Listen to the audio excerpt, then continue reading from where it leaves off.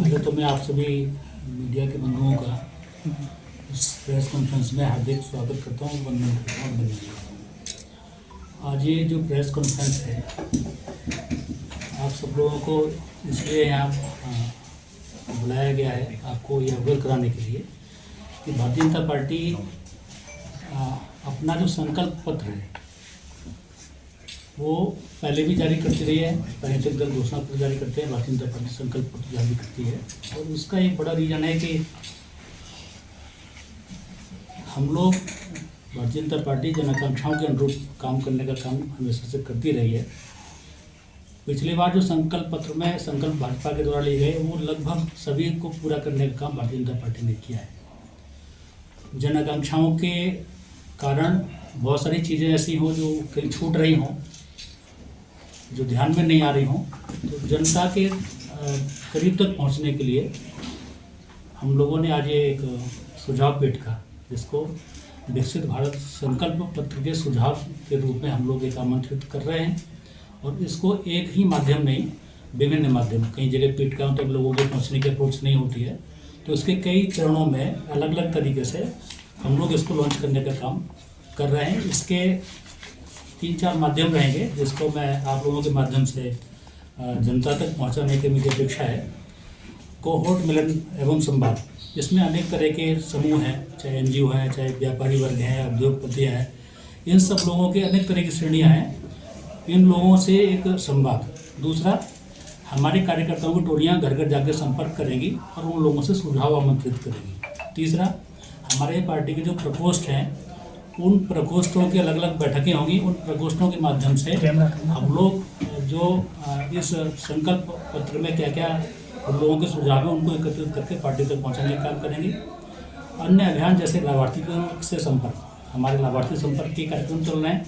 लाभार्थियों से जो संपर्क करेंगे तो उनकी कौन सी अपेक्षाएं हैं, जो स्थानीय स्तर की भी हो सकती है, राष्ट्रीय स्तर की भी हो सकती है, प्रदेश स्तर की भी होती है, उन लोगों के माध्यम से ये सब करेंगे। दूसरा, डिजिटल माध्यम से नमो ऐप लोगों को डाउनलोड कराने का अभियान पार्टी ने चलाया था और बहुत जगह डाउनलोड भी हुए हैं। और जहाँ नहीं डाउनलोड हुए हैं तो लोगों से संपर्क करके नमो ऐप डाउनलोड कराएंगे। और नमो ऐप के माध्यम से भी लोग अपनी बात सीधे सीधे मोदी जी तक और पार्टी तक पहुँचाने का काम कर सकते हैं। इसके साथ ही एक मिस कॉल नंबर 90902024, इसके माध्यम से जब व्यक्ति मिस कॉल करेगा तो एक लिंक आएगा, उस लिंक में अपने सुझाव व्यक्ति पार्टी को भेज सकता है।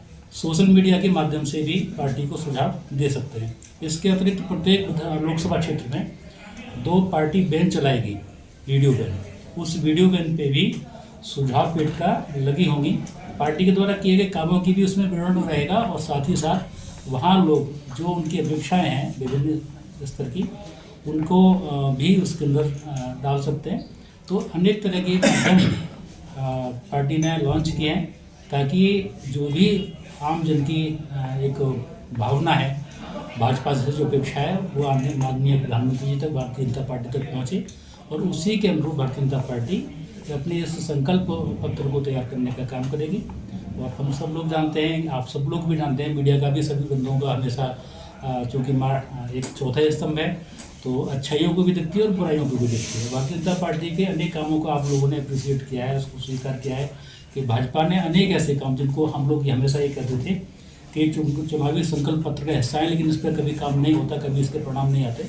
वो चाहे राम मंदिर का मुद्दा हो, चाहे धारा 370 का मुद्दा हो, अनेक ऐसे मुद्दे जिनको ये लोग एक मानते थे कि केवल इनके घोषणा पत्र का हिस्सा है, इस पर कभी काम नहीं हो सकता। और भारतीय जनता पार्टी ने ये सिद्ध किया कि भारतीय जनता पार्टी जो संकल्प लेती है उनको पूरा करने का काम भी भारतीय जनता पार्टी करती है। और इसी क्रम में मैं सब लोगों से, आप लोगों के माध्यम से, आमजन से आग्रह करूंगा कि जो विभिन्न माध्यम दिए गए हैं, इन बैठकों के माध्यम से हों, चाहे अनेक डिजिटल माध्यम हों, उनके माध्यम से अपने सुझाव भारतीय जनता पार्टी को भेजने का काम करें। और इसके माध्यम से ये हम लोग संकल्प पत्र बनाने का काम भारतीय जनता पार्टी करेगी। इसमें 2-3 माध्यम है, इसमें 2 विषय और कहना चाहूँगा कि ये जो अभियान हमारा चलेगा ये 15 मार्च तक चलेगा। 15 मार्च तक जो भी सुझाव आएंगे वो सुझाव पार्टी तक पहुँचेंगे और उसी के आधार पर भारतीय जनता पार्टी अपना संकल्प पत्र तैयार करेगी। और निश्चित रूप से ये बहुत खुशी का विषय है कि लोकसभा क्षेत्र संबंध में अपने प्रत्याशी को घोषित कर दिया गया है। हमारे यहाँ अनेक लोग दावेदार थे, बहुत से ज्येष्ठ और श्रेष्ठ लोगों ने टिकट मांगा था, बहुत अच्छे लोग थे। लेकिन भारतीय जनता पार्टी की परंपरा है कि एक ही व्यक्ति को अवसर हम लोगों को देना है। विभिन्न चीज़ों पर चर्चा करके भारतीय जनता पार्टी ने आदरणीय परमेश्वर लाल सैनी जी का चयन किया है। मैं उनका हमारे बीच में उपस्थित हैं, उनको भी बधाई देता हूँ, शुभकामनाएं देता हूँ कि इस लोकसभा क्षेत्र संबल में 2014 के बाद जो पिछली बार हम लोग चुनाव किसी कारण से नहीं जीत पाए थे, इस बार सभी भारतीय जनता पार्टी के कार्यकर्ता एकता के साथ उनके साथ जुड़ेंगे और जो कमी पहले रह गई थी उसको पूरा करके इस बार भारतीय जनता पार्टी का परचम यहाँ लहराएगा। और संबल में जो एक उचित आवाज़ संसद में न पहुँच पाती थी, उसके कारण से जो विकास की अवरोध यहाँ उत्पन्न हुआ था, तो उसको दूर करने का काम हमारे परमेश्वर लाल सैनी जी के द्वारा यहाँ होगा, ऐसा मुझे विश्वास है। इतना वैसे मुझे प्रेस में रखना था, बाकी जैसा हेमंत जी, एक सवाल, कल समाजवादी पार्टी के अखिलेश यादव जी का ये बयान आया कि भाजपा ने 195 की सूची जारी की है, लेकिन जहां संभावना है वहीं भाजपा ने जारी की है सूची, बाकी अन्य भाजपा हार रही है। उन्होंने सवाल खड़े किए भाजपा के कैंडिडेट की सूची पर। नहीं, ऐसा नहीं है। वहाँ एक मेरा जो मुझे अपना व्यक्तित्व जो कि इसमें नेतृत्व तय करता है उसके क्या पैरामीटर्स हैं, लेकिन जो मुझे लगा है भाजपा के कार्यकर्ता के नाते जिन जिन जगह पे ऐसी चीज़ें आई हैं वहाँ इतने सशक्त दावेदार हम लोगों के सामने है कि उसमें बड़ी थोड़ी सी कठिनाई ये हमको लगता है कि कहीं महसूस हो रही होगी कि इन श्रेष्ठतम कार्यकर्ताओं में से इनमें से किसको छोड़ें किसको न छोड़ें। लेकिन इतना जरूर मान लीजिए कि भारतीय जनता पार्टी के कामों की जो लोकप्रियता है, मोदी जी की लोकप्रियता है, योगी जी की लोकप्रियता है, भारतीय जनता पार्टी किसी भी व्यक्ति कार्यकर्ता को वहाँ चुनाव लड़ाएगी तो भारतीय जनता पार्टी वहाँ रिकॉर्ड मतों से जीतने का प्रयत्न करेगी। और मैं आप लोगों के माध्यम से यही स्पष्ट कर दूँ कि अखिलेश जी कई बार पिछली बार भी विधानसभा चुनाव में गए थे, हम लोग सरकार बना रहे हैं, स्थिति आप लोगों ने देखी। आज हम लोग से इस विरोध के कामों के आधार पर और जनता में भारतीय जनता पार्टी की लोकप्रियता के आधार पर मैं ये कह सकता हूँ कि उत्तर प्रदेश के अंदर भारतीय जनता पार्टी 80 में से 80 सीटें जीतने जा रही है। छुट्टा पशुओं को लेकर क्या कहेंगे? इस समय किसान जो हैं सबसे ज़्यादा परेशान है, फिर लोकसभा का चुनाव का प्रत्याशी आपने घोषित कर दिया है, तो ये समस्या आपको देखने को मिलेगी, तो इस पर क्या कहना चाहेंगे? निश्चित रूप से ये जो समस्या है इसमें आपने पिछले समय में, चूँकि आप लोग निरंतर जनता के बीच में रहते हैं, सब चीज़ों को अध्ययन करते हैं, जो गति थी वो काफ़ी कम हुई है। अब बहुत जगह पे ये जो अपने गौशाला वगैरह बनी है उनको एकत्रित करने का काम शुरू हुआ है। मैं आपके माध्यम से ये कहना चाहूँगा कि ये समस्या बहुत जल्द दूर की होने जा रही है। दूसरा, जो भी ये जो पशु हैं वो हमारे आप सब लोगों के पशु हैं।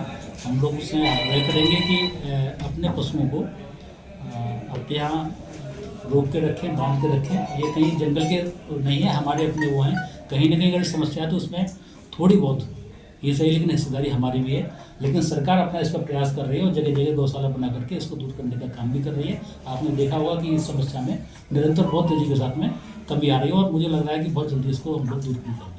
लगातार इसमें जगह मतलब लगातार आपके द्वारा या आपके जो अधिकारी हैं संबल के, उनके द्वारा भी लगातार इस पर रोक लगाने के लिए प्रयास किए जा रहे हैं, लेकिन अभी तक वो प्रयास कामयाब नहीं हुआ है। काफ़ी हद तक हुआ है, जहाँ से सफलता आ रही है हमारे अधिकारी निरंतर उसमें प्रयास कर रहे हैं। सरकार को हम लोग अवगत कराते हैं तो उस पर सरकार कार्रवाई कर रही है और हमने कई बार भी अध्यक्ष ने भी महसूस किया है कि उसमें निरंतर प्रयास हो रहा है। नहीं, जो निचले स्तर के अधिकारी हैं वो कहीं ना कहीं उन पर रिपोर्ट लगा के भेज देते हैं कि हमारे यहाँ से गायें पकड़ी गई हैं टोटल, लेकिन वो कहीं ना कहीं देखने को मिलती हैं लगातार हादसे भी गायों के चक्कर में होते हैं।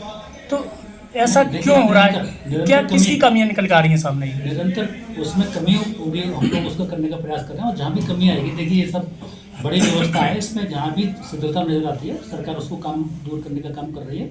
और अभी पिछले समय में अपने प्रभारी मंत्री जी इस विभाग को देखते हैं, उनके माध्यम से भी चर्चा हुई, उन्होंने डीएम साहब को इस विषय में कहा भी है और उन्होंने आश्वस्त किया है कि शीघ्र इस समस्या का हल यहाँ पूर्ण रूप से निशान करेंगे। अच्छा, मध्य प्रदेश में लाडली बहना योजना और छत्तीसगढ़ में मेहतारी बंधन योजना मंत्र आपका काम किया, लेकिन उत्तर प्रदेश में कौन सा मंत्र आप इस बार काम करेगा?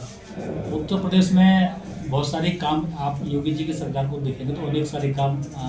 सबसे पहली प्राथमिकता तो चीज़ों को, जैसे आपने देखा होगा पहले उत्तर प्रदेश के अंदर गुंडा राज होता था, अब व्यापारी असुरक्षित थे, व्यापारी शाम को घर पहुंचेगा कि नहीं पहुंचेगा इसकी चिंता परिवारजनों को रहती थी।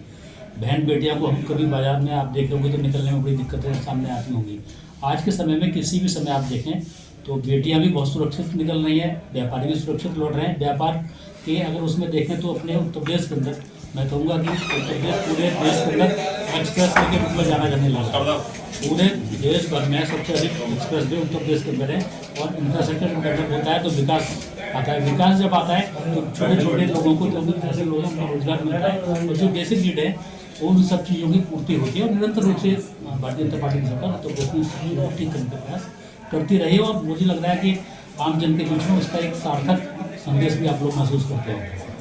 हम लोगों से भले ही नहीं कहते हो, लेकिन आप लोग क्योंकि ऐसा तंत्र है, आपसे सारी समस्याओं को लोग शेयर करते हैं, आप लोगों से चर्चा करते हैं, तो आप ये महसूस करते होंगे कि बहुत सकारात्मक बदलाव प्रदेश के अंदर आया है। और आप छत्तीसगढ़ उत्तर प्रदेश में बात कर रहे हैं, वहाँ भी चीज़ें बहुत बदल रही है। लेकिन आज उत्तर प्रदेश के मुख्यमंत्री की लोकप्रियता इतनी है कि हर प्रदेश में शुरू में जाते हैं कि योगी जैसा मुख्यमंत्री हमारे प्रदेश में हो। किन किन मुद्दों को लेकर आप जनता के बीच में इस बार जाएंगे? हमारा लोकसभा क्षेत्र के अंदर सबसे महत्वपूर्ण मुद्दा यह है कि इस क्षेत्र में जो विकास की गंगा बह रही है वो उसके चारों तरफ किनारे होकर निकल जाती है। यहाँ जनप्रतिनिधियों का जो भाजपा का अभाव रहा है किसी कारण से वो दूर हो और यहाँ भारतीय जनता पार्टी के जनप्रतिनिधि चुन के आए तो विकास की गंगा इस संबल के अंदर भी जाने लगी। राम मंदिर, अबू धाबी में मंदिर, उसके बाद संभल में कल की मंदिर, कितना प्रभावित करेगा चुनाव को सर? ये चुनाव का मुद्दा नहीं है, हमारी आस्था का मुद्दा है, सनातन संस्कृति के उद्गम का ये मुद्दा है। इन सारी चीज़ों को हम लोग ध्यान में रखते हैं। विकास और अपने चीज़ें अलग हैं, लेकिन सांस्कृतिक धरोहरों की संरक्षण, उनका उदय, उनकी विकास, ये सब चीज़ें एक हमारी आस्था का मुद्दा हैं, ये चुनाव का मुद्दा नहीं है। लोकसभा चुनाव से पहले सीए ला रही है सरकार क्या? देखिए, तो लोकसभा चुनाव को हम लोग इसमें जोड़ रहे हैं और जो अपनी व्यवस्था है राज्य की या केंद्र की, अनेक राज्यों में केंद्र में कहीं ना कहीं चुनाव निरंतर चलते रहते हैं। चुनावों को कराने से जो महत्वपूर्ण मुद्दे हैं वो रुकने नहीं चाहिए और इसी का कारण एक लंबे समय से ये जो अटका पड़ा मुद्दा था इसको लागू करना ही है। अभी करनी करेंगे तो कर करेंगे, उसका हमें करेंगे प्रदेश चुनाव आने वाले इसलिए कर रहे हैं। तो ये तो सिर्फ विपक्ष के आरोप हैं।